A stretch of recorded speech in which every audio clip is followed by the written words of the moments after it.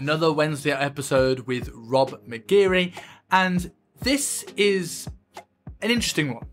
We start off talking about the simulation theory. What happens after we die? Are we all living in the Matrix?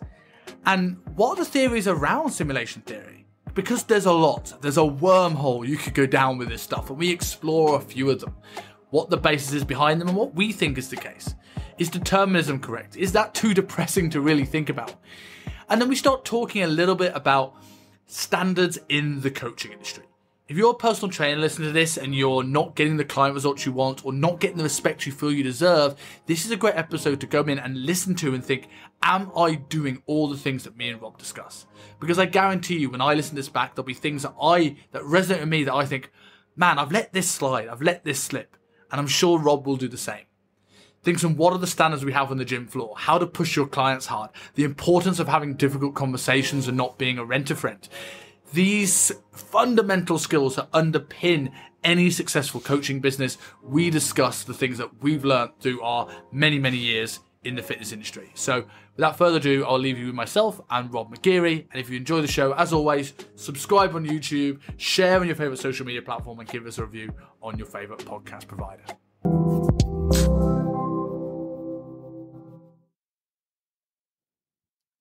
So after what appears to be about 20,000 years of technical difficulties, we are finally on.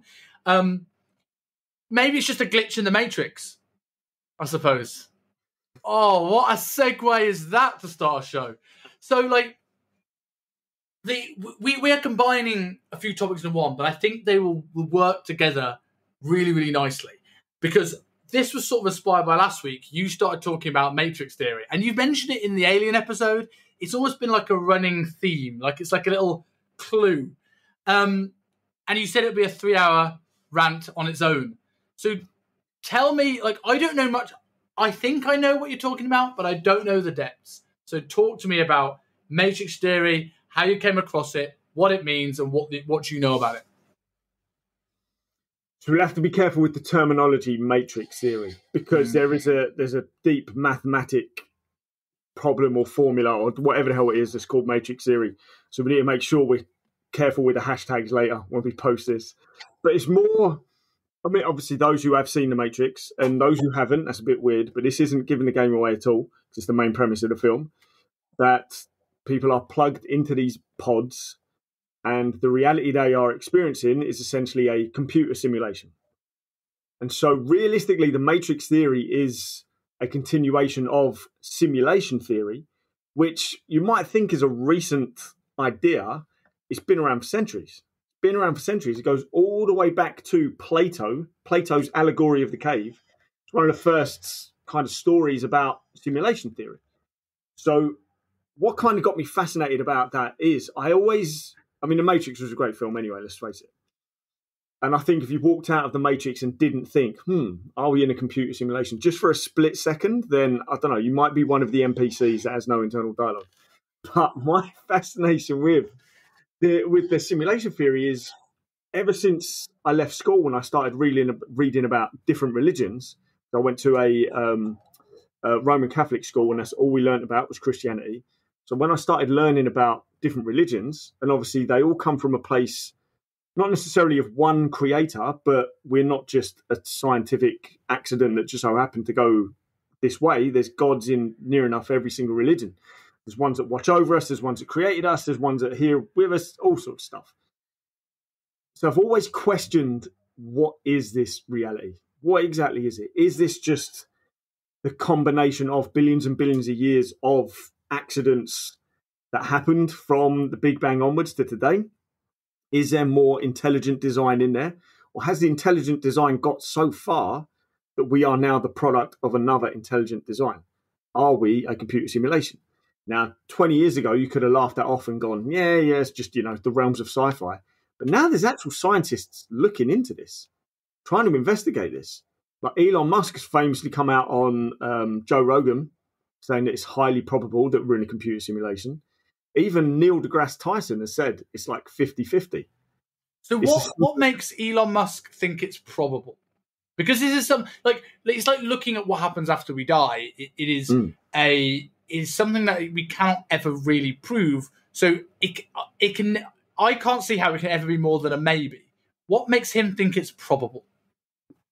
Personally, I think Elon Musk is the one that created it, and he's just done enough code to get himself in it. He's got his own little avatar. He's wandering around telling us that we're living in a simulation. Yeah, of course we are. You created it, geezer. I can't remember what he said on the Rogan episode because I was more fascinated trying to figure out what he knew about UFOs, and he didn't really speak much about them. But I think it's to do with the fact that we as a human species, we create a technology, then we try and make it better and better and better. And if you look at, let's just use the art world over the last however many centuries, there were some pretty realistic paintings way back. And they evolved and evolved and evolved. And now we have digital art and we even have AI art. And I can talk to you about that a little bit later because I've been playing around with that. It's fascinating. AI art is kind of scary what's happening at the moment. So it makes sense that we might, as we're about to, create a new digital realm because we're constantly improving products. We're constantly trying to create these new environments to evolve into. And not so far around the corner is the metaverse, which is going to be essentially wearing a headset and allowing, VR and AI to create this new reality through this headset. How long is it going to be before it's no longer a headset and it's actually something you can actually implant? Maybe it's contact lenses that you have permanently implanted. Maybe your Apple Watch is eventually going to be your Apple forearm. Who knows? Who knows where it's actually going to go? All we know is things are constantly improving at this rapid speed, evolving. So if we then go into the metaverse, if we upload ourselves into the metaverse externally through contact lenses and headsets, things like that, how long until it's then a case of, through Neuralink or whatever the hell program ends up doing it, we can actually upload our own consciousness into this metaverse? In which case, we have then become part of a computer simulation. And the longer we're in the computer simulation, it takes me back to something the philosopher Alan Watts spoke about in one of his most famous talks.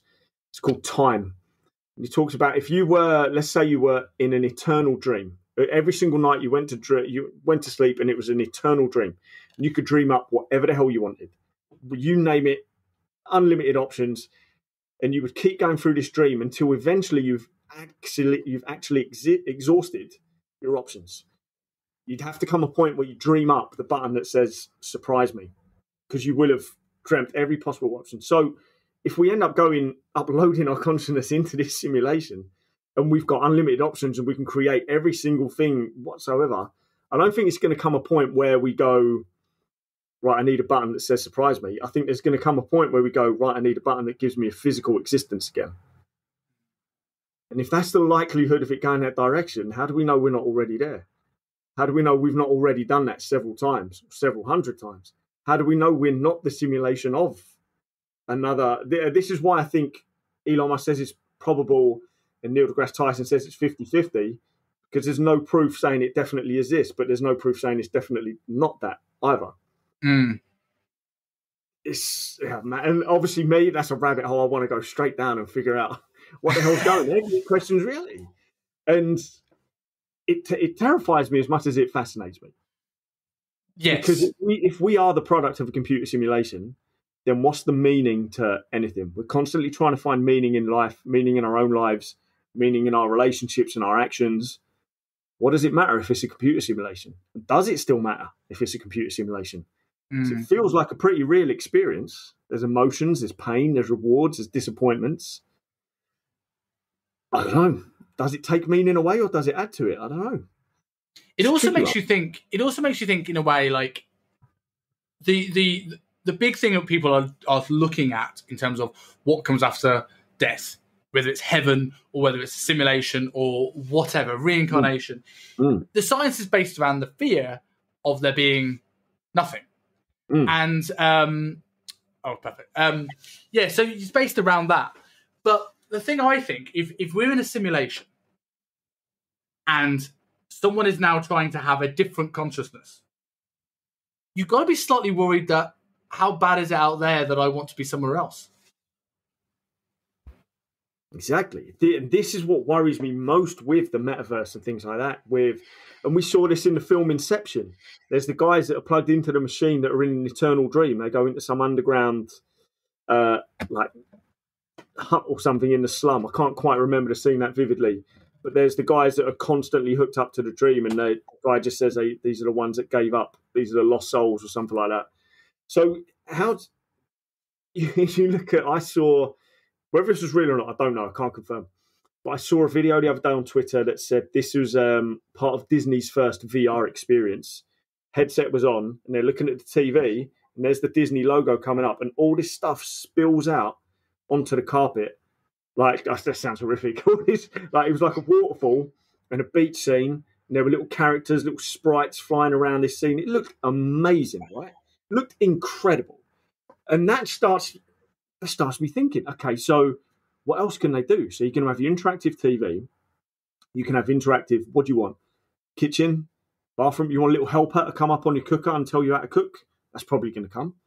What else is going to happen? You're going to have a screen on your automatic car that could distract you from driving, so all sorts of things are going to come up on that. There is going to come a point where this reality will be so augmented through these headsets, contact lenses, glasses, whatever the hell we end up doing, or even implants, it's going to be such a vast improvement and difference to our current reality. Certain amount of people are going to find that reality so much more exciting than their current reality. And that's what worries me. Why would they stay there? That's what worries me with VR porn more than anything else. How many guys are going to be watching these headsets with VR porn on? Most beautiful women, obviously not going to be a real porn star. It's the most beautiful women because they're not beautiful.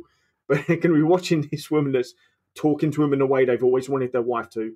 It's going to be doing things that they've always wanted to see. Whether there is a physical hookup or not, I don't know. I don't know if it's going to go that far. But then they're going to take off their headset, and there's their, they're in their crappy little apartment, and there's their miserable, overweight wife fast asleep. The kids are screaming, trashing the place. What are they going to want to do? They're going to want to put that headset straight the fuck back on again and disappear into that zone. This is what how many divorces? I wonder how many divorces will happen because there will be guys out there that are listening to this that have decided to sneakily, once their partner's gone to bed, crack open some porn and a bit of tissues, and you hear the door start to go and they go to loo and you put it back in your pocket. How many people are going to end up in divorces when they take off the headset and there's their wife staring right back at them? They've been there for 10 minutes. Yeah. It's going to be, what were you watching? Just, Disney TV thing. Show me. I've closed it now. Hey. With the thing attached to your other side, it's like, what, you really like Disney? Yeah. Hey. But you're right in the sense of, well, people are going to enjoy it more. Because when we look at, let's say there's not the case. We are not a simulation. But we are at the point now where we may be creating that simulation. People are going to go in that to have that better life. What do people currently use social media for? To compare themselves against people that are doing better than themselves and to look at people's highlight reels. Now you're going to put yourself on the yacht. Now you're going to put yourself in the dream job without actually having to do any of the work to do that. So you've got to ask what that would do to a current economy. Or if something gets too comfortable, we're already too comfortable. What's that going to do to everybody else? Mate, that's what people have always been looking for. They've been waiting for that pill. They've been waiting for that drink, that potion, that button that they have to press that's going to make everything better because people are scared of doing the work. How many people have said, right, I've tried again and again and again to lose weight and nothing's happening? Well, you've probably tried 4 things, but not on a consistent basis. Show me you attempt, okay, you probably tried maybe 4 weeks worth tops. Show me 400 days and then we'll talk. Show me 400 days a day and then we'll talk. People don't want to do the work. So the fact is we now are creating the magic pill, the lamp, all these things that are going to allow people to just switch. But the problem is, whilst this is the reality here and this is always going to be augmented, it's not real, what's that going to do to our brains aren't ready for that. Our Neanderthal brains are not ready for that, where we can experience this amazing, incredible life, whatever the hell it is. Maybe you can fly. Maybe you're wearing this latest outfit. Maybe the person you're walking down the street with is this insanely beautiful woman. Whatever the hell it's going to be. Crowds of adoring fans while you're sat in your bedroom playing your guitar. At some point, that headset has to come off. And behind here might not be what you like, but it is what's real. So the issue is then going to be that dopamine hit, that insane dopamine hit that's going to come. It's going to make you want to put that headset back on And then that becomes the addictive behavior. And you're always going to neglect what is actually real because you're like, well, I'll just go back in there. At some point, you have to eat, you have to drink, you have to sleep, you have to take. And in those moments, is it going to be worse in those moments because we already see rising rates of depression due to comparison to everything? Are we going to see that now where people have such a come down because they're now constantly reminded how far their life is away from where they want it to be? They can't find happiness in the small things anymore because I can be on stage in front of 1,000 people in my mind in 10 minutes. Yeah. Honestly, I honestly think that's the way it's going to go. And there won't be any support. There'll be no support from these companies to try and help them. The companies will know exactly what's going to happen, how people will be more addicted to this than their current reality. So what are they going to do? They're just going to give them more options to log in and make their experience better there. There's going to be no care whatsoever. And you can argue, well, they might turn things around. Why have we not seen this with video games for the last 20 years? Because we know how addictive video games are. The data's there. Whether it's good for you, whether it helps you in some way, shape or form or not, that's up for debate. But in terms of, are they addictive? Hell yeah, they're addictive. Hell yeah. So where was the support with kids to help? I haven't used any sort of gambling site for probably 15 years now, if not longer, if maybe 2 decades. And I saw an email in my inbox this morning that said where your account was inactive for so long, they're shutting it down. I was like, cool, don't need it. I'm never going to gamble online anymore again. Way past that. But it kind of reminded me that there are always little warnings here and there. I think if you play the lottery too much, it gives you some sort of warning or something like that, if you're doing it through the app, obviously. So where's that care from any digital firm that's trying to get you addicted to their game or their metaverse realm or their chat room or whatever the hell it is? I don't see that. So I don't think these companies are going to care because look at Instagram, look at Facebook, look at TikTok. Attention's now the new currency. Keeping you on the platform for longer is what keeps them up. And then we're the product. Yeah, we're the product. And so that's only going to evolve into what this next simulation is going to be anyway, which it's not that we're creating it, we've created it. Just not everyone has access to it yet at the moment. That's all. Some people have had headsets for a few years now at the most base level. So it's there. We've already made it. Do you think with the things like the simulation theory, do you think if we are all in a simulation, do you think there's tests, there's levels, there's ways to win this game? Or do you think it's just we go through the motions? We talk about meaning. There could be meaning, but not in the way we think of it.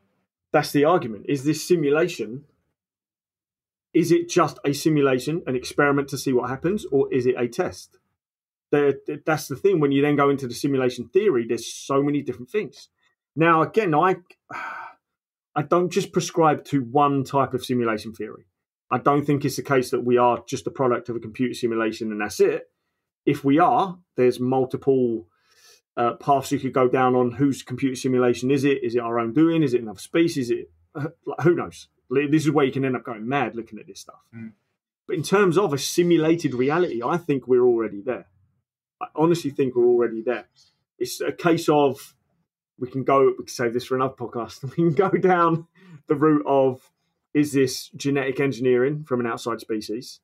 But we create our own reality in terms of my reality is based on how I feel, my perspective of outside things, the social circle that I keep, the things that I enjoy, the things that I dislike, all these things, whether it's from, we spoke last week about nature and nurture, whether these things have been nurtured, whether it's pre-existing, whether it is nature through X amount of years, what I choose to let in through my filter online, what sort of people I allow in my life.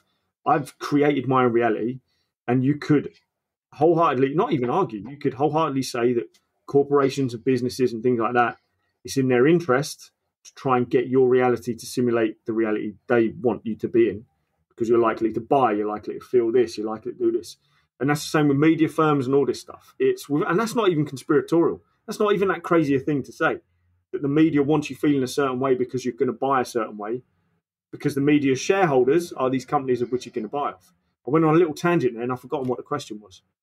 This is the problem. And also but also going into that, like when you're looking at like the media, it's not even necessarily they want you to buy. And we can talk about the pharmaceutical companies funding them all we like and probably get taken off the air. But news used to be you'd have your BBC News, your ITV News, your Channel 4 News, and you'd be done, right? And then we kind of got into our teenagers, we had Channel 5 News. It was much more of an information thing because they weren't competing for your airtime. Now with all the things in place, like the news now is a clickbait, even if it's not to sell you, it's I want you to listen to Fox instead of CNN, instead of BBC, instead of this. And they all have their own political agendas, they all have their own leanings, they all have their own biases. And unfortunately, like in the social media world, controversy is not even the right word, but more clickbait things and panic and those things, and we've spoken about this before, right? That change our state and put us in a sense of alert are going to be more prevalent than ever.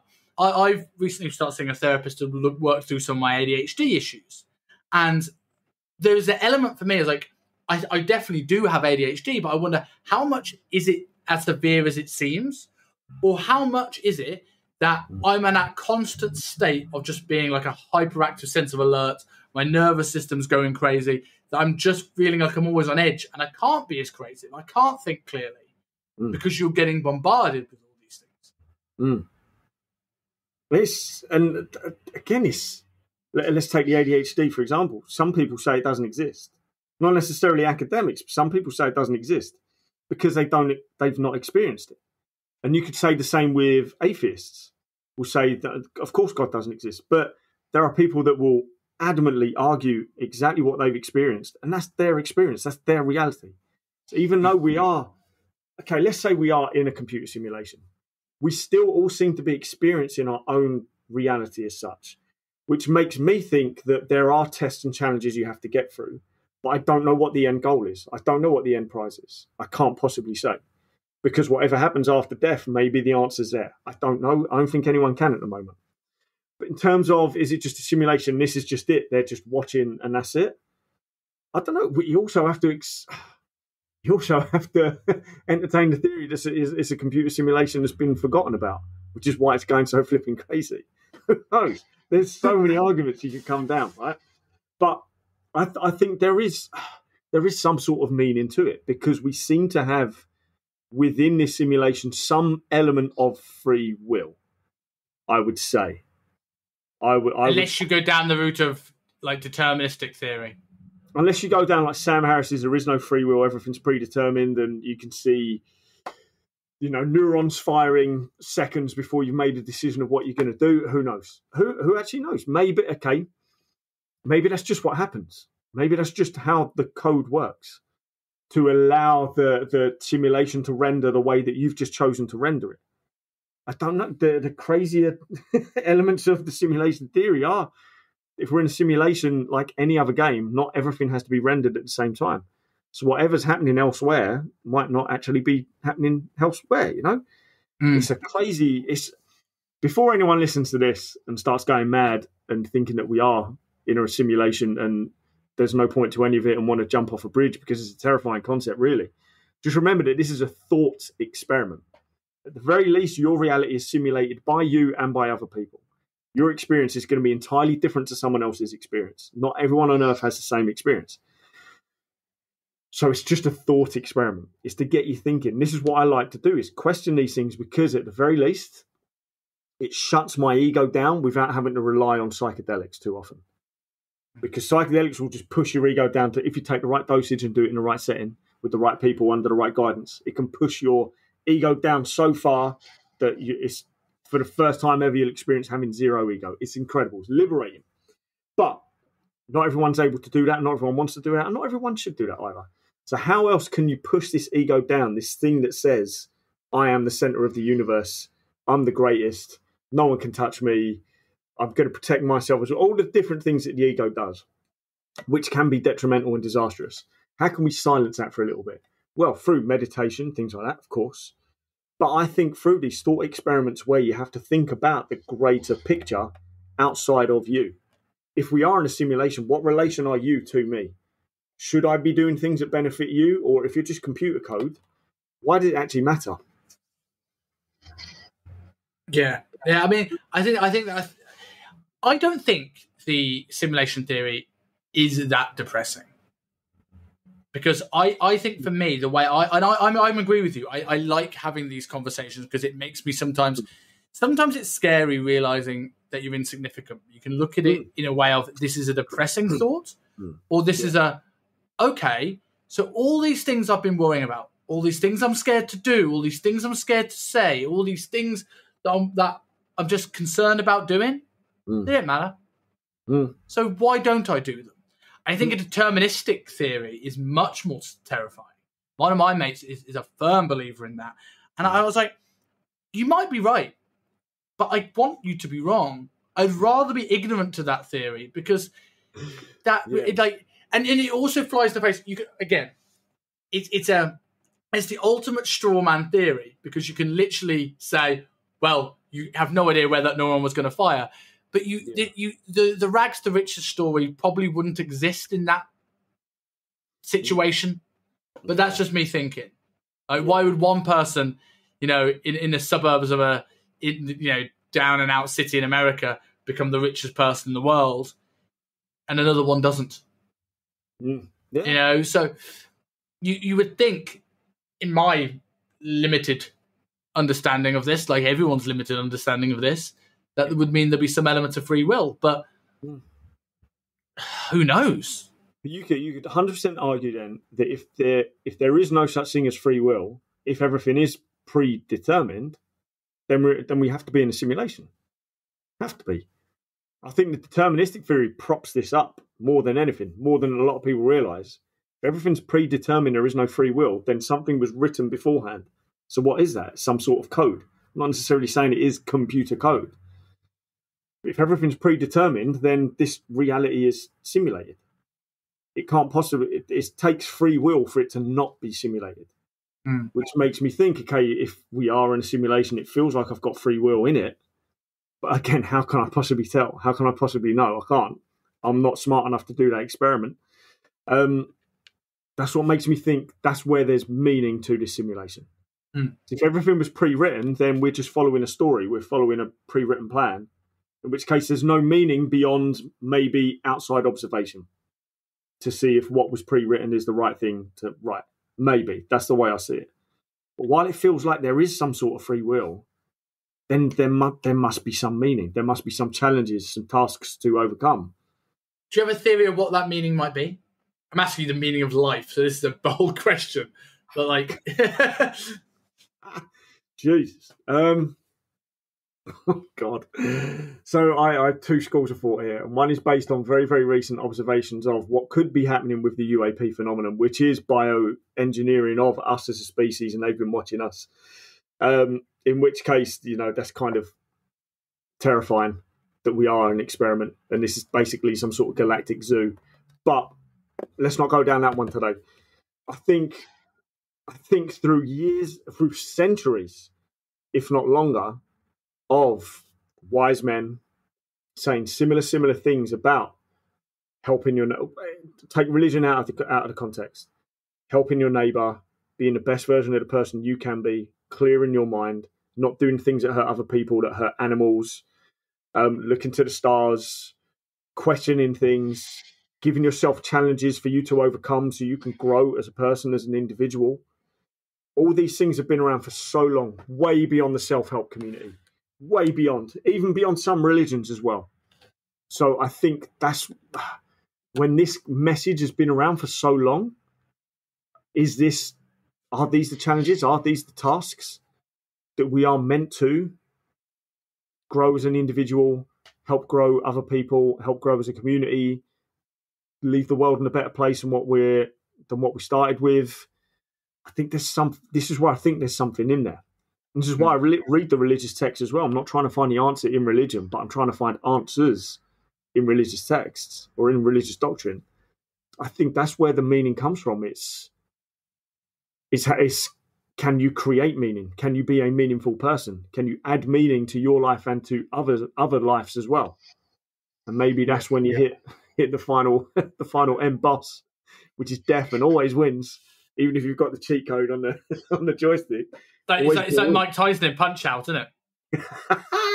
Oh man, I went down a rabbit hole the other day with a friend about old retro games. Oh man, that could be a podcast in itself as well, couldn't it?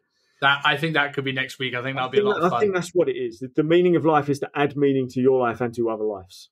To summarize it in the shortest sentence I possibly could. Mm. So bringing this back to sort of like the second topic, which comes in nicely. If people have free will and they're feeling in a little bit of a funk, and our professions is helping people get out of those funks by improving their body composition, right? And we know how much that has an impact elsewhere in their life. But we see, and you would have seen it tons and tons of times on a regular basis, people will self-sabotage and people will hold themselves back and people will act differently from their goals. We're the only industry in the world that it's essentially a hobby where we have to convince people to do what they said they wanted to do. Piano teachers don't get people going, I hate the piano. Why are you coming to piano lessons then? But we do this on a day-to-day basis. So why do you think that people self-sabotage on their goals in general? Well, it's again, there's so many elements to this. It's not necessarily knowing what you value. It's not understanding what hard work is and being able to push through a bigger hurdle than what you thought it was going to be. The beaten hormonal and neurotransmitter profile that you've got through X years of excess and abuse, the programming from outside and from your peers as well, we get lost from this path. So the self-sabotaging comes from we're so used to comfort and ease, even though we've been living in pain, we have to go through that slightly harder push for a little bit to get to less pain. And if your entire life has been spent avoiding pain, it makes it so much harder to run head on, or as Chris Williams says, to lean into pain. I love that phrase, such a good phrase, to lean into struggle a little bit. It's so much harder if you've got 20 years, if not longer, of living in comfort and avoiding pain, for us then to go, well, you're going to have to do this and it's going to hurt a little bit and you're going to get hungry. These things are going to, like these legs that you've got, they're not going to work tomorrow because this exercise that we're doing now. They'll work next week though, maybe. I don't know. We'll see how quick you recover. There's so many different elements to it. That sleep that you're not getting, bruv, we're going to have to shut that computer down and try and get some sleep, yeah? Even though the neurotransmitters are screaming out to watch porn until 2 a.m. I think the self-sabotage just comes from you've had X amount of time in this reality that you have to go for a slightly harder slog to get to this easier state that most people won't because they're just not used to pushing this, or they decide that they want to leave this pain that they're currently in, that they've recognized that they're in, and the first port of call is to enter into more pain. Who would sign up to that? Well, only those who know what it's like on the other side. I suppose it's that's the reason why some of the best results that we'll see are people where their current pain, the pain of where they are, becomes greater what they're leaning into. Mm. You know, very few people do this from a position where, unless they're really into it, unless they come like us, right, where we are pushing into more pain than our current existence, but we're kind of weird, and we kind of got into this sort of sadomasochistic sort of torture that we put ourselves into 3-4 times a week, and kind of like we're the people that brag about being hungry. Who can be hungrier on this diet? Can you get so lean that your feet hurt when you walk? You know, normal people don't think that way. Yeah. So I suppose there's an element of it, right? Even though I'll be one of the first people to stand up and say that the fitness industry is more watered down now than it ever has been since it started. It's weaker, it's softer, it's more confusing, more conflicting than it ever has been. I saw Define watered down. Say again? Define watered down. So us as the fitness industry means we need to get regular people, general population, fit. PTs now are forgetting that the boring methods are the ones that work. They've now got to do something sexy to appear different so they can bring more people in, so they can feed their own desires of being a celebrity or a brand or more notice, so they can get their validation there. You've got people that go on courses that pretty much are geared towards elite level athletes and then try and instill that in their general population clients, when your general population client just needs to move. But people forget that. So the basic hard work gets forgotten about because the fancier perceived to be harder work is where all the attention's going. I saw a great video from, it kind of leads back to what I was about to say, that I saw a video from Tom Platz the other day. So old school video. So obviously, I think he's dead. I'm pretty sure Tom Platz dead. He's not. Yeah. Do you know how I know he's not? Because he messaged me on Instagram about 6 months ago. Mate, if you could get Tom Platz on, I will sit in this corner like a good little fanboy, shut the hell up, and just listen. So, by the message, I absolutely do not think that is likely to happen. So, I got an Instagram Q&A question going, who would you like to train with? If it's a bodybuilder that you would like to train with, who would it be? And I said, I'd love to do a leg session with Tom Platz. Hell yeah. And I tagged him in it. And I was obviously in Hong Kong. For those of you who don't know, we still have to mandatory wear masks outside. Jesus. Still. So I was wearing my mask, I was outside, I was chatting away. And Tom Platz just replied, get that fucking thing off your face. That was the extent of the conversation. Wow. And I was like, Tom Platz just told me off. Love it. Oh, that's so cool. Yeah, he's still like 67. He's not even that old. No. Why did I think he was dead? No. Anyway. Yeah, so it's a great video. I'm going to post it on my social media later in the week, where he's trained this guy, even though he stood in a suit. He's trained this guy, and the guy's on the floor. It's obviously legs, and the geezer's done for. It's rolling around, it's almost crime. And Tom Platz says, there, this is it. It's achieved failure. This is what we come for. This is how we do it. This is where the growth comes from. This is what the hard work is all about. And he says something along the lines of, this has never changed. The fundamentals have not changed since the 70s. And I agree. Now, we could have the argument of, do you go to failure every single time, or do you stop 1 to 2 reps short of failure for real muscular growth and for real adaptation of that body? And if we're trying to make all our clients, or get all our clients to lose weight, and we know building muscle, adding muscle to the frame is a major, major part of that, it makes sense that we train our clients in a way that adds muscle to their frame. But majority of what I see is not adding muscle to anyone's frame whatsoever. And just for a second, take the optimizing of exercises out, certain machines out the window, or adding daisy chains, bands, things like that, looking at moment arms and levers. Cool, I love it, but not necessarily relevant for everyone. But take that out of the equation. There's a ton of stuff being done that is not taking someone even remotely close towards a realm where they're going to be adding muscle to their frame. And if the client's goal is fat loss, which majority of people in the gyms, that's their goal, that's what they're there for, and these PTs are making them do a ton of stuff that makes them look good, it's giving the client some weird experience of a workout they're going to remember and they're going to enjoy and probably come back for more, but it's not actually feeding their goal, then why are we doing it? What are we actually doing it for? It's now a case of, mate, I saw this poor kid on TikTok, and I'm about to get rid of TikTok. Overhead pressed 100 kilos straight overhead, standing. And the slightest bend in his knees, right? The slightest bend in his knees every single rep. And it said, his caption said 100 kilograms. 100 grams. 100 gram strict overhead press. Chicken pressed. Just, yeah, go on. And the tiniest bend in his knees. Straight away. Great, well done, but it's not strict, is it? Awesome, well done, but it's not strict. And then people are just piling on going, that's not a strict press. Even though in another video, he sat on a bench, upright, 2 50-kilo dumbbells overhead. Well, that's certainly a fucking strict press, right? Mm. And I thought to myself, do you know what I don't see anymore? I see crazy Olympic lifting videos. I see crazy calisthenic videos. I see all these mad stuff, all these different circuits, and again, optimization of exercise, all this stuff. I don't see any videos of people just doing hard work anymore outside of the realm of bodybuilders.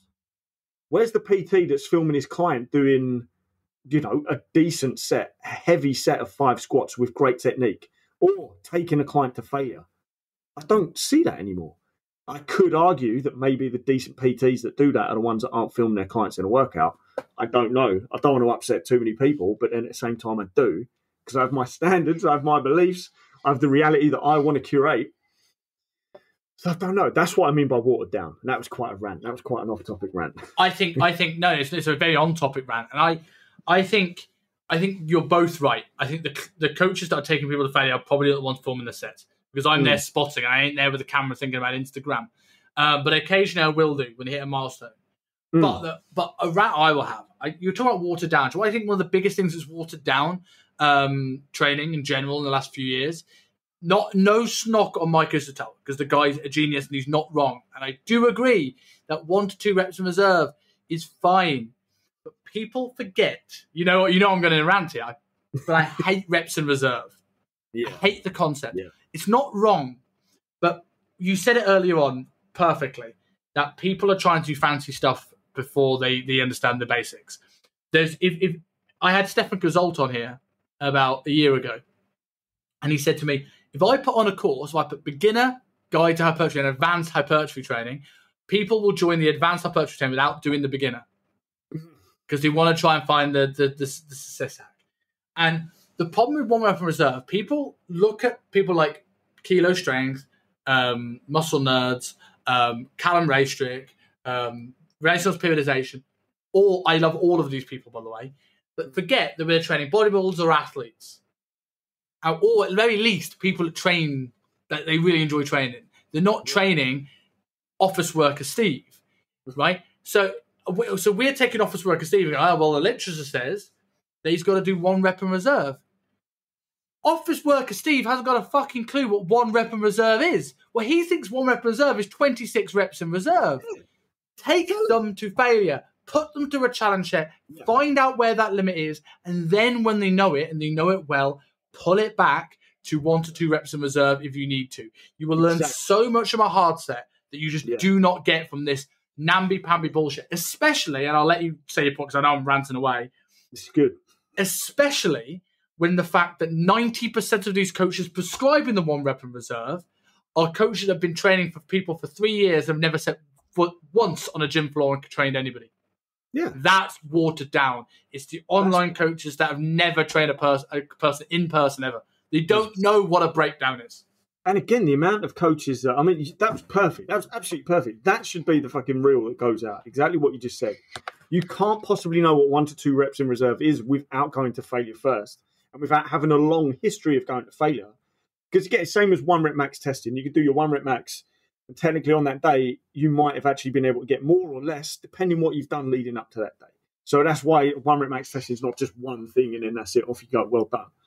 So, oh man, I lost my point now. I was going to make a really good point. But again, the coaches, there's coaches on the gym floor that have never gone to failure, so wouldn't know how to take their client to failure.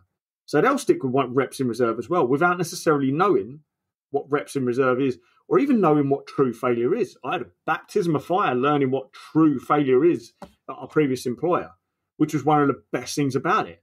There I was going, I can go, of course I can go to failure. Yeah, of course I can. No, wasn't even close to failure. Wasn't even close. And I'm still guilty of that now. Everyone will be. Of going, right, this really, really hurts. This has to be the end. When if you had someone training with you, maybe there's a couple more reps in there. Maybe. I always think there is a power of having a PT session. So someone takes you to your absolute failure, right? That doesn't mean you're going to go into your next session and train that, but you train 20% more closer to it than what you did before in your own training, just day to day, right? Yeah. And then you go to a new level of failure with a coach again, and then you just bring that gap. And as it starts to slip, you just get that reminder of, I need to train a little bit harder. So you never reach those limits, but you get closer to it. And you get closer every time, which means you are much closer than you were if you'd never gone there in the first place. And one of the greatest things I think about Eddie Baruta was he had those standards in mind. When I started there, it was every Friday we did a leg session. It was always legs. And once a month it was fancy dress. Some of them were painful. Trying to do a pendulum squat set to failure in an Incredible Hulk onesie. I've done horrendous sets on the pendulum. I've done 10 exercise giant sets on quads. Would I give these to a client? No. But what it teaches me so much about what is truly possible with people. Yeah, 100%. It's such a shame. And again, in terms of watered down, it's the standards have watered down. Standards have wildly watered down. Way before our previous employer, way before that, I made a commitment that as soon as I've got the phones and iPads and laptops arguable, but not essential. I have nothing on the gym floor. I'm not getting my phone out of that pocket. My clients walked off for a few seconds to get a drink, or they needed a phone call or something like that. Yeah, I might have a little check, but as soon as the client's back, phone's off. So I'm not getting my phone out to film my clients unless they ask me to, unless they want that set filmed. In which case, it's for them. This is why I don't necessarily plaster. People have a pop at me for this all the time, but I don't plaster these guys over social media. Half of them don't want to be on there. And my one-to-one, my focus is on that person right there in front of me. Great. And then later down the line, I go, oh, shit, why didn't I film something? Why didn't I ask him for a copy? Well, maybe, but that's not my priority. My priority is my clients first. The standards of PT sat down, stood looking at other people on the gym floor whilst their client's working, not really thinking about their client care of what another person's doing on the gym floor, looking at themselves, stretching while their client's doing an exercise. It's so getting their own reps in while their client's resting. I hate that. The standards are so low now, and that's because the barrier to entry is lower than it's ever been. The understanding of what's needed is more conflicting than it's ever been because there's so many different coaches promoting so many different things. And again, you talk about, you listed off a long line of coaches there and companies that are all phenomenal. That I have resources, if not bought their books, from every single one of those that you referenced. But I can't just assign one person's methods to all of my clients. I listen to all these different people because X amount is going to mean, a certain amount is going to be relevant to X amount of my clients and a certain amount isn't. But yet another amount is going to mean X amount to this client and so on and so forth. And that's what great fucking coaching is. It's taking those little bits that you need and being able to apply it to the right client at the right time, not just take one bit from a course or a video or a guru and apply it to every single client. Yes, I couldn't have said that better myself. And I also think the standards have gotten worse. I don't know if this is generally linked, but when I look at now that everyone's so worried about upsetting people and worried that they're going to offend people and everyone's so on edge, and that I think it's harder for personal. It's not harder for personal trainers to have difficult conversations. They're just not having difficult conversations. Yeah. They're not calling them on stuff. They're not willing to be controversial, not willing to push people past where they know they're capable of. Right? One of the things that I will say as a positive about our ex-boss, Mr. Mitchell, you saw his old training footage. Do you think that man's going to talk around a subject to if he thinks it's going to help push you on? Absolutely not. Absolutely not. And I think there's a thing, like an element now where people are so scared of having difficult conversations because they're worried the client might leave, or they might complain, or they message someone in a DM to try and get business. They might get offended. And I'm like, there is nothing that's going to make your client leave quicker than them feeling you've wasted their time and money because you didn't push them. The difficult conversation is hard now, but it's the quickest way to lose that client. Yeah, exactly. And there are certain clients that are just there, that will continue for years and years because they love it. It's part of their routine. You've got some sort of relationship and they're not necessarily that fussed about their physical goals. But that's a very small percentage of your clients. I'd say if that's the majority of your clients, you're doing something wrong. But you might have one or two that just is it. They just love coming to the gym and love throwing some weights around. They're not necessarily worried about their diet or their physique. They do it as part of their routine. It's their escape from the office, escape from the missus, whatever the hell it is. And they're happy to continue with that. But you know they're happy to continue with that. But you can't, if that's all of your clients, you're doing something wrong there. 100%. That's another thing. That's another thing. We're giving a lot of positive praise for ex-employee. But it's another thing I learned is that if something is, in terms of standards, if something is consistently happening, it's probably more likely to be your fault. We've had a thing before where we had a number of trainers where nearly all their clients didn't want their photos being used. Now, totally fine. If someone does not want their photos used on social media, that is their prerogative. It's their body, their choice. They don't owe us. They don't owe us marketing, right? They're paying for a service. They can do what they want. But when it's every single one, it's probably how you're asking. It's probably that lack of confidence. And it's the same thing with all your clients not wanting fat loss. Yeah, they just want to maintain. Well, all of them? They're all paying £100, £150 an hour to maintain? Really? Mate, I don't want to... trying to be careful with my words. I don't want to upset people. Whether anyone I know listens to it, anyone I work with or work alongside or work in the same building or listens to this, I don't know. But I don't want to be a dick to people. But so I work out of 3 gyms, right? I work out of 3 different gyms. And I see things that I love in every single one of them. I see things I disagree with in every single one of them. And I see things I actively despise in every single one of them. And they're the people whose neck I want to wring. What the fuck are you doing in this industry, bruv? Show me your certificate, okay?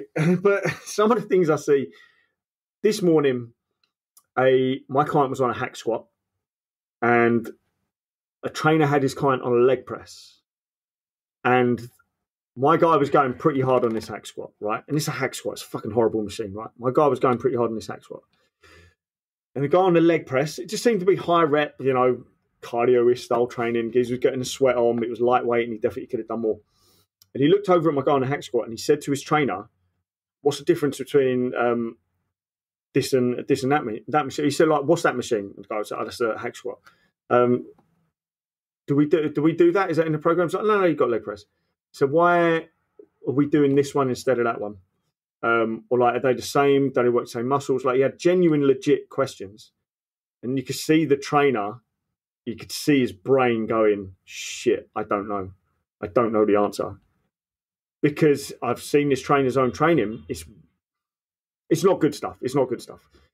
And his answer was, well, they're similar. They like work the same muscles, but this one, I prefer this one. Okay, cool. If you prefer a leg press over a hack squat, awesome. That's part of your methodology and it works for your clients. Great. I don't necessarily have concrete reasons for you to switch to the hack squat instead of leg press, and vice versa. Just so happens that in my client's program that day, he's got the hack squat for specific reasons. But you could tell he, A, genuinely didn't know the answer. B, didn't have the confidence to say, I don't know. And that's what the honesty should be. Because that's, again, we could talk about we're not working people hard enough. There's no standards anymore. And we're not being honest. We're not being honest in this industry anymore. I say I'm just going to use the industry as a blanket. We're not being honest. And it would have been so simple to just say, do you know what? I'm not too sure. Let me find out. Or to just take a few seconds to figure it out. Because maybe it's a machine you don't use. You might have never had access to a gym that has a hack squat in where you've had to look a little bit closer at what the hack squat actually does compared to the leg press. So that should be a little red flag for you to go away and go, let me go figure that out. Let me go learn, because maybe that machine has relevance for some of my clients. But what a lot of people will do will go, right, let's learn about what a hack squat is. Right, everyone gets a hack squat now, all going on the hack squat. And that's not the way to do it. It's not the way to do it. There's nothing wrong with that geezer doing a leg press. Do you see that more? Do you see that more in places where people are freelance or in commercial-based gyms because there's an element of competition? They don't want to say they don't know in case the client goes and finds someone that does know. Whereas in a gym where it's a PT-based gym, everyone's working for the same cause. It's not a competition. It's not my client versus your client in the same way. Yeah, I see it. Honestly, I see it in both. But I get it with the commercial ones where they are technically employed as a freelance trainer, whether that's in the guise of a pure gym, whether that's in a gym group, a Fitness First, Virgin Active, wherever, where you are under that brand, but you are still competing against other trainers, Gym Box, all these places. Whereas if you look at what would you even call it? I guess you'd call it a private facility, but where you're not under a chain name, and you don't have to wear the uniform of the brand or anything like that. You're just renting a space to take your clients in. It just so happens to be a co-working space of other trainers. I see the same thing there, even though there's no real competition, because you're not necessarily going to have access to that. That client's not going to randomly be walking around the gym and asking for a new trainer because they won't have access to the gym without their trainer. I see it all over the place, but we'll see this online as well. We'll see the exact same thing online. Trainers giving out a cookie cutter program to every single person. And those are the guys that have it easier, because if a client asks a question, you've got time to go away and research that before you give an answer. But I guess some still don't, because it comes back to curating your own reality. You create your favorite exercises, your methodology, which may be an actual methodology or may just be a cookie cutter style program that you want to give someone based on your current understanding of exercises or what you're confident giving, or it may be completely made up stuff every single workout because you think that's what a client needs, or you're still in the mindset of we've got to keep the body guessing, which is the shock in the system. Fucking shock. I go in two mindsets. Sometimes I cringe at this stuff, but then I also sometimes look at it and go, well, when I first started, that was how I trained people. It was an advert for the people on the treadmill rather than it is for experience for the client, which is fundamentally wrong. But I don't know. Maybe and I think that's where attitude is so much more important than aptitude, because if that coach now goes and finds out what the hat square is, if he invests in terms of, he goes, I don't know much about my functional anatomy and what these machines do, and he goes and invests in it, then fantastic. But is he going to? And I don't know. I think there are more options for education for personal trainers now. But as you alluded to, I don't always think they're good. I mean, we've sort of got onto this topic of improving standards for personal trainers, but I quite like. What do you think of the current offerings for personal trainer education? Are you laughing because you know I'm about to launch one? I'm not. I know some people that definitely should. I am about to. And being part of the original level 3 certification, which I taught for 2 years, I think it was, with this company. It's not even level 2. Yeah, level 2 and level 3, but it's all in the same course. I think that gives people a bad intro to the education system because we don't push further and continued education enough from that platform. You have your CPD courses that they will offer. Oh, you can go learn kettlebells in one day. You can go learn TRX in one day. It gives you more tools. They're gimmicks. More tools that you see on the gym floor. They're gimmicks, not tools. Because a lot of them are literally there for novelty rather than actual. It's saying we are using this for particular use. It is a novelty. I can add studio boxing onto my repertoire. Yeah, I agree. What these do is they add competence. So you can go on a gym floor, and the gym floor's got TRXs, and you can show a client how to use a TRX. Gym floor's got a line of kettlebells, and you can semi-show someone how to use some kettlebells. You're not going to learn kettlebells in one day. So it breeds competence. And the problem is, whilst everyone has an ego and everyone wants a social media following and everyone wants a bunch of clients, they assume they're competent. They get confidence from this competence. And then they think, that's it, I know it all. I know how to do kettlebells, so let's give my client this kettlebell. Let's give him a squat as well, because squats are cool. Let's mix a TRX thing in as well. And I saw this thing on TikTok the other day, which looks really, really cool. I'll add that into my client's program later that day. And it just becomes this massive, massive jumble of trash. How are you ever going to adapt to a constantly changing program? You can't. And we know progressive overload forces this adaptation that we're looking for, because we're training general population clients, which means we're trying to get them stronger, leaner, a little bit healthier and fitter, and avoid injury. That's essentially it with general population, really. Anything, elite athletes are not looking for the same sort of training modalities that,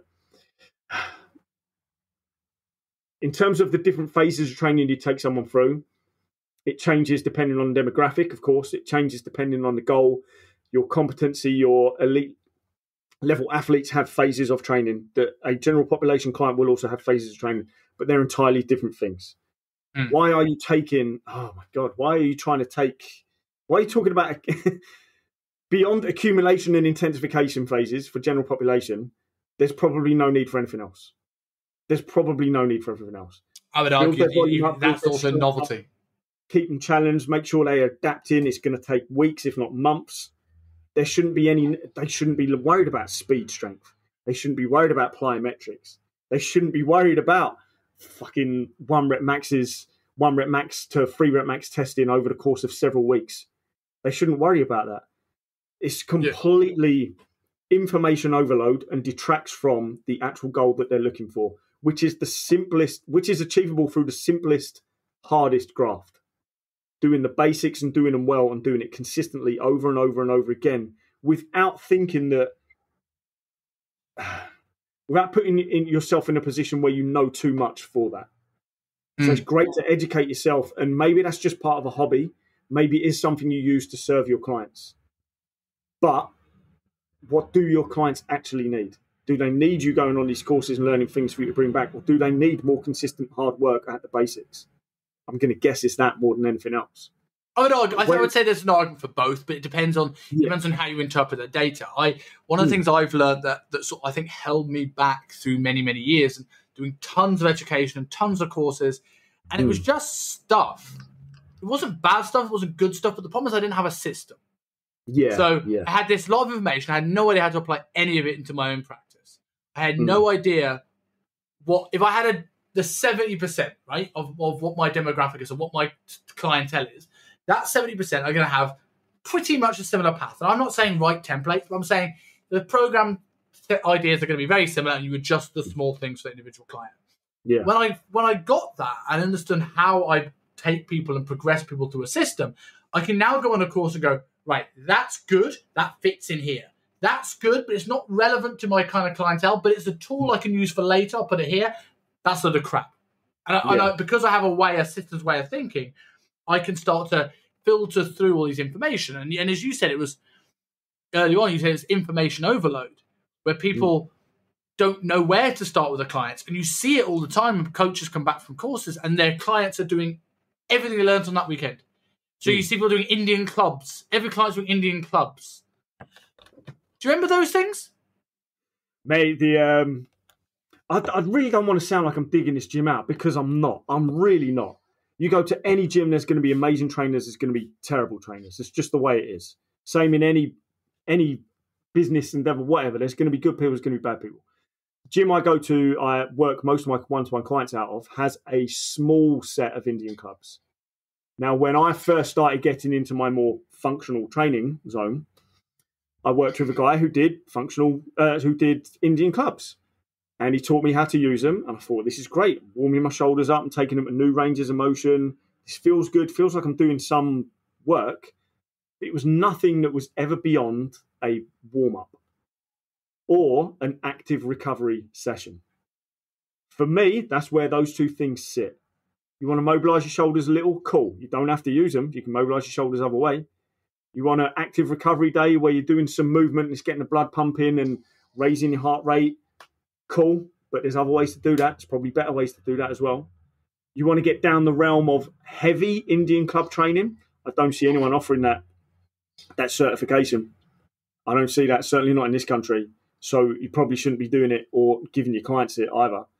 But what do I see them? I see them include it in extended warm-ups, 20, 30-minute long warm-ups. Or I see them chucking it in randomly in the middle of a workout. Oh, this will work your shoulders. So why that over an overhead press or a lateral raise or something on the cables? Why that club? There's no real justification.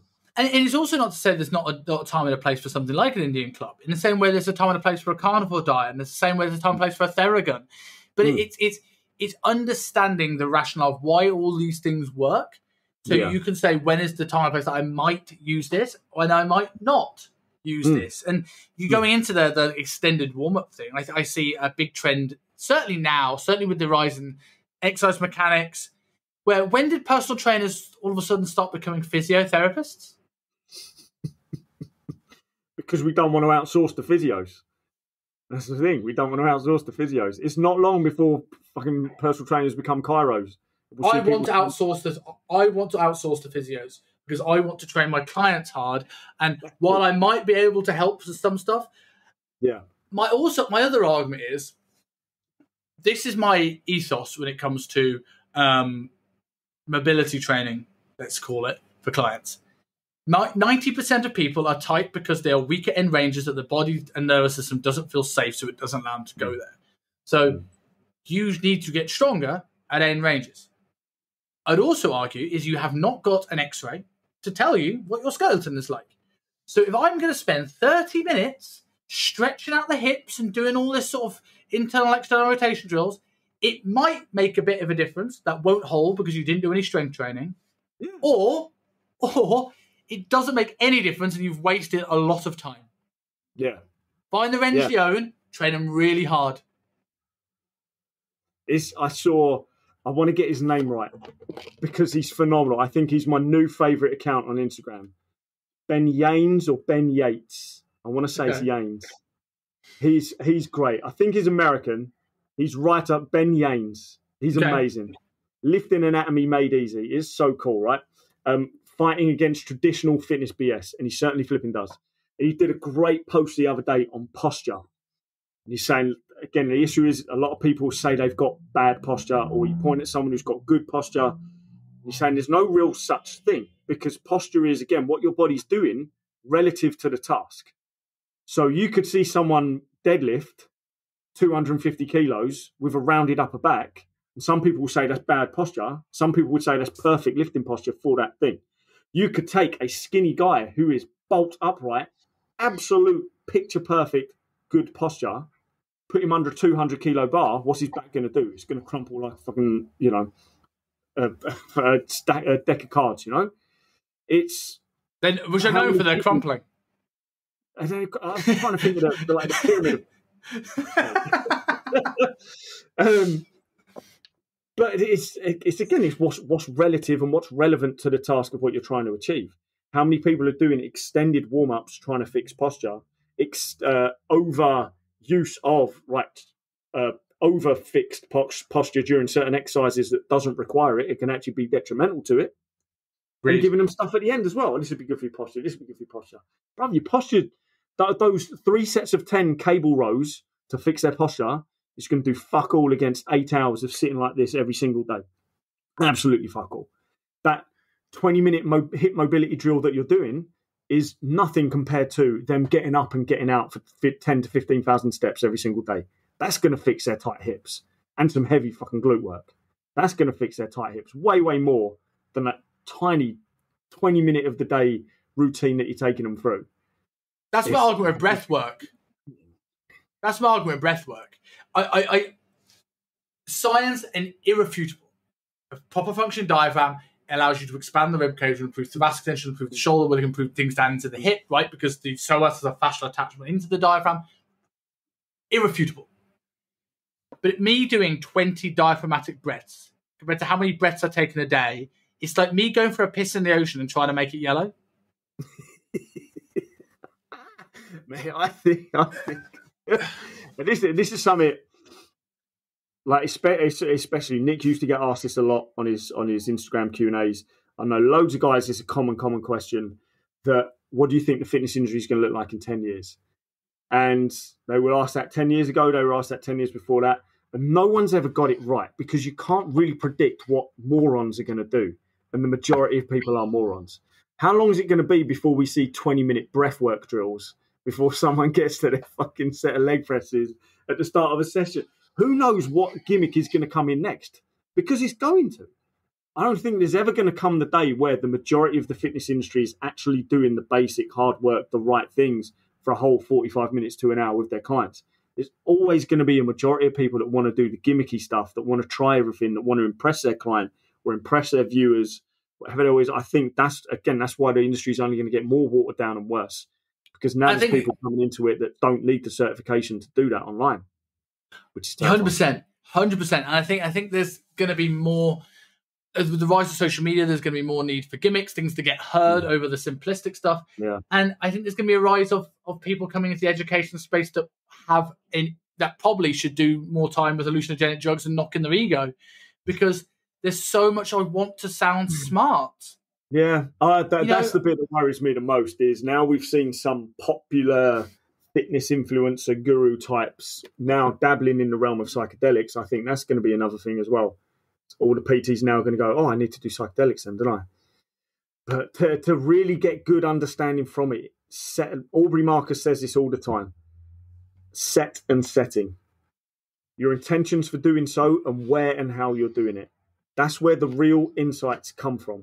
Not from just taking it because your million following Instagram guru says he's done it and he's got some cool things to say from it. That's the bit that really worries me as well. The more morons that do it, the less chance of decriminalisation at the very, very least, an allowance for actual relevant study on these subjects. because that's why there's so limited studies, because it's technically a Class A substance. Yes. So you have to go through a lot of loopholes to get the substance to be able to do the testing and the relevant studies on it. And we're never going to see that if morons keep taking stuff and giving it all a bad rap. You know, I think the that's definitely a podcast of the day, talking about the legalization of drugs. But like, I do think there's a concern in the industry that people are trying to sound smart, and I think there is the educational courses. They're so bogged down in theory and so little in application. Yeah, we have the athlete things that you talked about before. But also, like, I find that, have you ever done a course where you get like 6 to 8 weeks of theory and you've forgotten what happened in week 1 by the time you get those tag on the end 2 weeks of this is how you build a program? Like, how about you, like, this is how I was going to say this is how I would do it. This is how I'm going to do it. It's like, give somebody tools to improve their sessions tomorrow. You don't need to know all the answers of why, but you can start playing around with it. And then when you do your lectures, you go, this is why this works. And then when you've learned how to do it, you go, right, how do we make your own version of this? How do we create that system for you that when you go to, like, my course will not be trying to compete with a prescript. Quite the opposite. My course will be able to go, right, now when you do a prescript, you're not going to get completely overblown by this mechanic stuff. And you go, right, I now know what's relevant. I now know my demographic. I now know how to get results with my clients. And I know a working knowledge.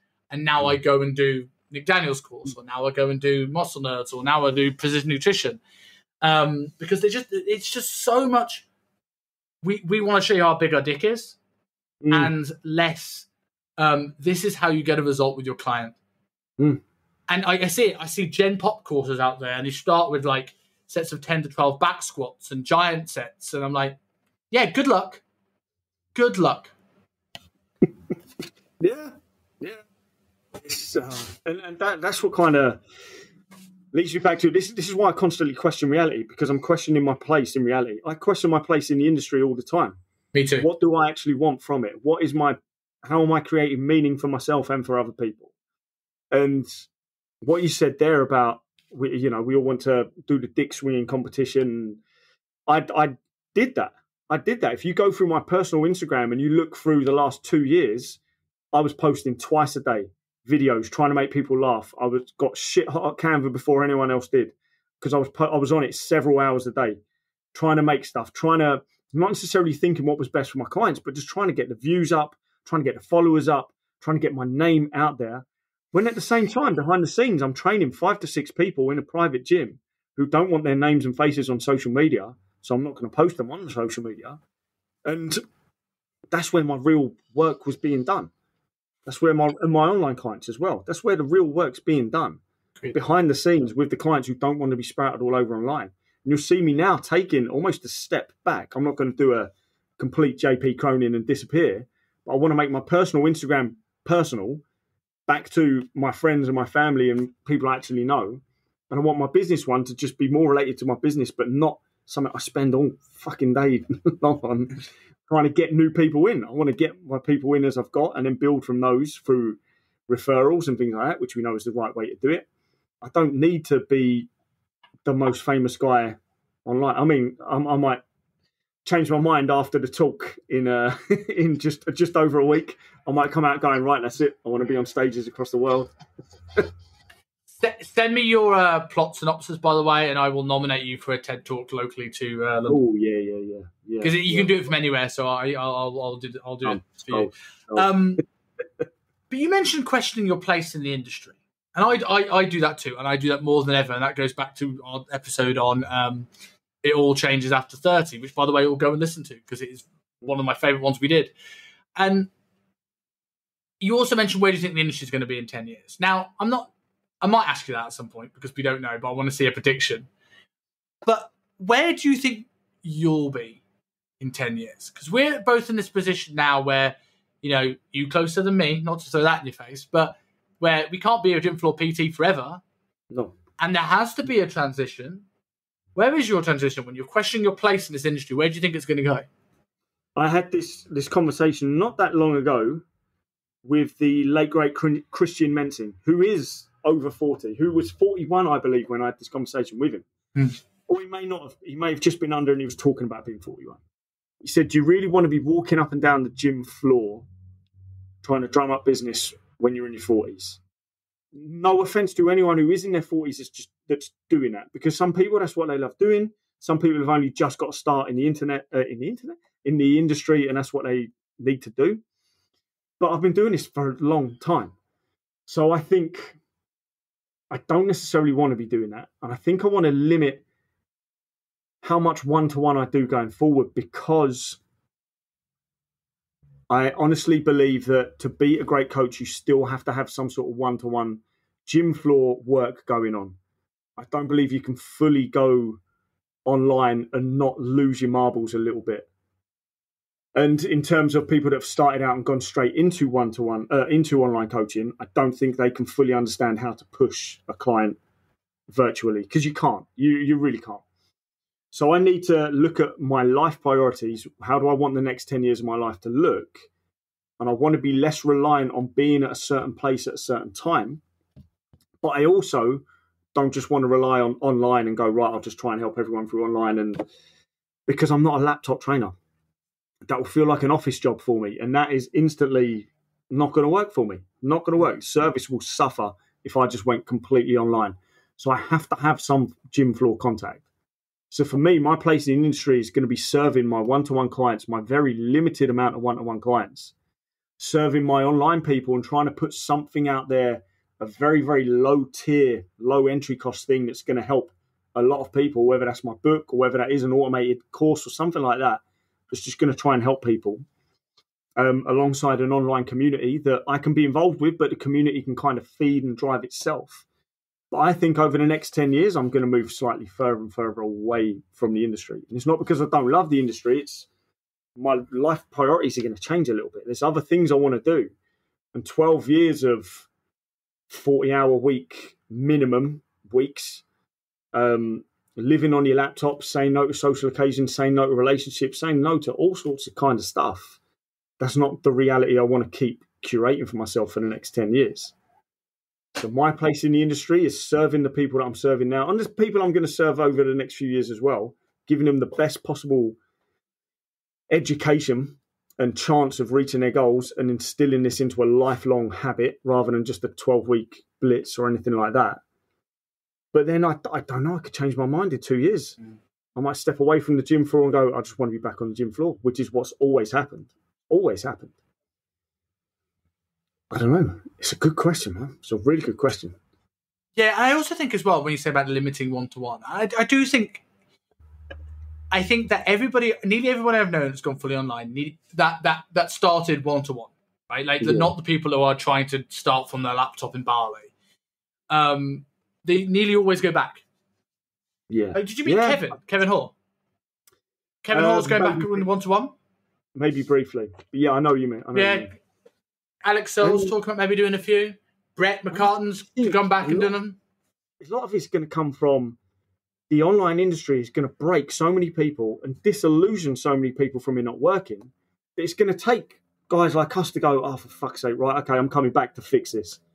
That's what I honestly think it's going to take. I'm trying to not sound egotistical there at all, but it is going to take an army of people that know how to push clients and work hard and do the basics well and undo a lot of the bullshit programming that's going on out there, which is the direction it's going to go. How many fitness influencers are selling 20 to £100, if not more, cookie cutter programs, personalized? Where's the personalization? You put their name on it. Great. It's not personalized, is it, bruv? Like, there was no questionnaire leading up to that program, so it's not personalized. So people are going to do that, not get any support, not get any results, become disillusioned. That's another tick in the, well, I've tried this and it doesn't work box. It's another tick in there. So it's going to take guys like us to just go, well, all right, hang the laptop up for a little bit. I'll put this project to the side. Let's go back in industry and fucking fix this, which is better served in a one-to-one basis for some people.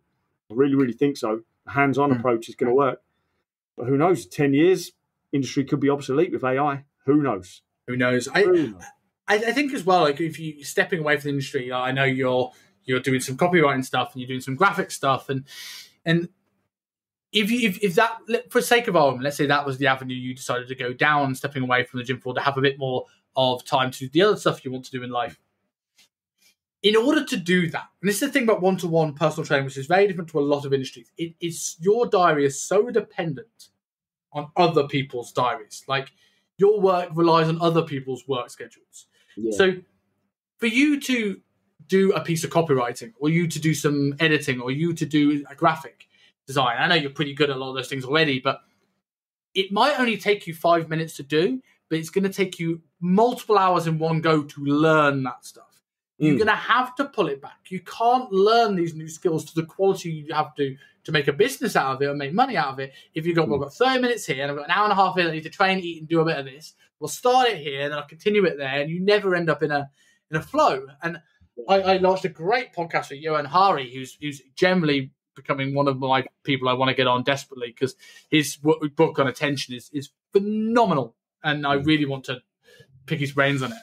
But like, I think that's the thing. A lot of personal trainers get in this habit where they can't see a way out of the gym floor because they haven't got time to truly take a stop and think and work it out. And that's why I think I even though I do agree that having some gym floor stuff is beneficial for a lot of people, even if it's minimal. I do think, and I think I'm close to this stage, being able to be a point where you have almost a break from it, like a lot of these online guys have done. I reckon they'll be better personal trainers when they go back to gym floor than they probably were at the time they left. Yeah. Because they're coming to it refreshed, and they don't need the money in the same way. And they don't need the money. They're not doing it for the money. And it can work both ways. I think that the online industry can create a lot of dodgy trainers because they were dodgy going into it. But it can also create better trainers out of guys that were already great trainers, because now there's a slightly different way. You haven't got an hour's contact on the gym floor 3 times a week with them. You've got much, much shorter contact. Things have to maybe be done through videos or their description of how things are feeling and relying on their honesty for feedback. So you have to step your game up to be a good online coach. And not many people are doing that. It all comes down to the individual again, of course.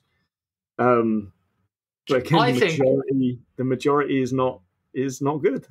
I think with online coaching, if someone goes and goes, I'm going to become an online coach. If I quit my job and become an online coach tomorrow, the one thing that I think a lot of people do is you just get into routine. I'll train when I want, and they lose the structure. I think it's your duty to go and seek out training with different people. This is something, if you watch, all props to Mr. Shallow, right? Generally one of my favourite people on the planet, one of the nicest dudes ever. As nice as he comes across. If you look at your social media, how many people does he train with? He doesn't coach anybody, I don't think. But he trained with Nick Daniel when he went to Dubai. He trains with other bodybuilders. He goes and seeks out different people because it not only helps him learn different perspectives and train in different ways, but he now can get hands-on and still keep a bit of a coaching edge just through training with people. Exactly. And I think you need to seek out those environments. And when I look at where I want my sort of thing to be, I want this to take off. This is what my absolute main thing. But doing something with an education for trainers aspect, I thrive on, I love, I can relate to better now. But I think my gym floor thing would be a bit of a consultant. A little bit like when people go and see Michael Goulden, but maybe not quite to the level, because I don't think I'll ever get as smart as Michael. He's incredible. Yeah. But for someone to come in and go, I've been doing this program and it's not working, and I come in and I look at, maybe I spend a squat and a deadlift on one person, I do an overhead press, and I'm that troubleshooter. Rather than like week 3 split squats, let's do 30 more reps of these. Like I'd like to troubleshoot and then allow people to go off and then get better. I think that's why I see my one-to-one future, if I can find a way of doing it. I think. Yeah, I think so. Who knows? I might change my mind. And there's a bit again, like who knows? You might change your mind. This might all be pre-written, and the code has decided exactly what route you're going down. Who knows? But I think also, like, obviously a big. Maybe less now with the online coaches because they've realised they can do this business from the beach hut in Bali or wherever. Is obviously the pinnacle of PTs used to be getting your own gym. And I know still a large amount of people that aim for that, but a large amount also not aiming for that. And I've always been asked, would I open my own gym? Back in the early days, 100%. All I wanted was a warehouse gym, not a CrossFit style gym, at the Franco's, Zach Evans style gym. That's what I wanted. All the free weights in there, some machines, a track, all cool stuff. Do I want it now? I think it entirely depends on where I end up. The town I'm in now, I would not want to open a gym. If I move back into central London, I certainly do not want to open a gym in London. But if I ended up in some much, much smaller, tighter community that could do with a community-based fitness and health element to it, 100%.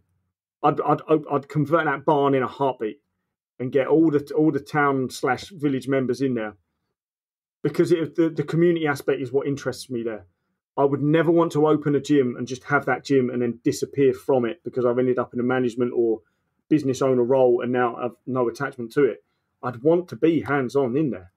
I'd want there to be a community, or just be so tied to it that you have the same problem you had when you were doing one-to-one PT. Yeah, which is not. I'm not saying this is a problem. I know people own gyms, right? Like, you know, exactly, and like it's really rewarding for them. But I don't. I think if I was going to own a gym, and I don't know how he makes money off it. I don't know if he has a trust fund, because it's the only way I think he can make money off it. But what Eugene Teo has put it's unbelievable. I don't know where he was going to go with that, but yeah, I get you. I have a bit of time for Eugene. I listened to it. I wasn't sure.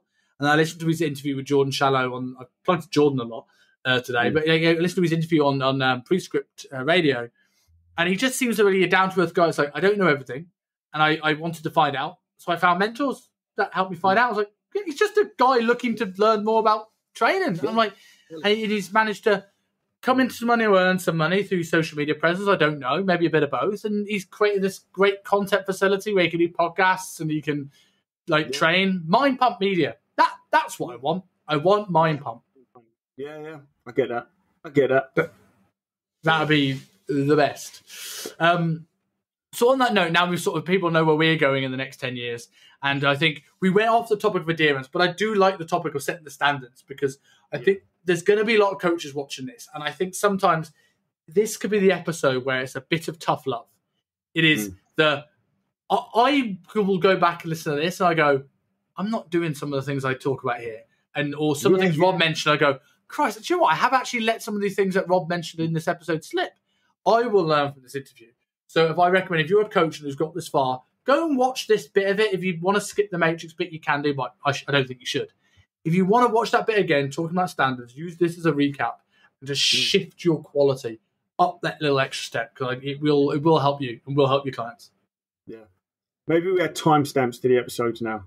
So we can say, right, PTs, you need tough love, go here. Skip the Matrix bit. I very much intend to do that. Now I've started editing like so many more clips of it now. I'm a bit higher on the edits. When I do, I'm going to take note on timestamps for YouTube in particular, so you can go through them. Right. Anyway, man, mate, love that as always. I think I love a good rant, and I do think we've put the industry to rights today. So thanks again. I'll catch you next week. And if someone does want PT from you, because last week we plugged your social media channels, people in London, how can they go and experience like this high quality standard of personal training? So they can, if you want to find me online, if you want to talk PT, find me on Fat Loss Fastlane. If you want to talk Matrix Theory, Aliens, you go to Robb Core, which Si will probably take me in both. It's cool. In terms of one-to-one, what's really exciting, I do want to promote it because I love this gym. It's amazing. It really, really is amazing. Don't let my opinion of other personal trainers dig you out on what I think is a pretty shit-hot facility in central London right now. I'm currently working out of a place called Until on Tottenham Court Road. And in October 17th, they're opening up their Liverpool Street chain. And if you go on their social media and look, it's a pretty shit-hot looking gym they're creating, and a really, really exciting concept. And I think a great place for freelance trainers to go and, really hone their craft as well. I would second that because the amount of people I know that work in that space, and to give you an idea, if you're a trainer listening to this and you are happy to know when to refer out, or if you're a client that wants to have everything at their fingertips, I've got Rob here tonight chatting from Until, and I've got Gorinda, who's a physio, on tomorrow. So there is a wealth of different experience levels and different skill sets in that place that you can see from the outside that it is just exceptional. Yeah, and that's and a place like, what I love about a place like that is it's going to take that competitive element out of it. You're only going to have to compete to be the best trainer, physio, coach, etc. that you can be for your clients, because you're not walking up and down the gym floor trying to drum up business. I think this private PT model should be, not necessarily will be, but it should be the future.